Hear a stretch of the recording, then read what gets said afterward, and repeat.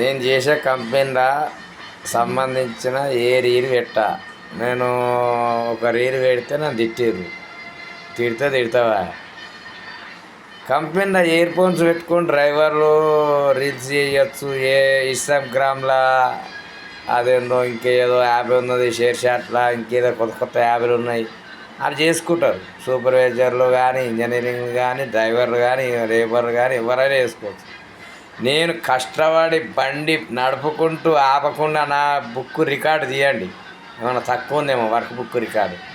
కష్టపడి time waste చేసుకుంటూ reel చేయలే నేను మీ కంపెనీకి సంబంధించింది ఏ రీల్ పెట్టా.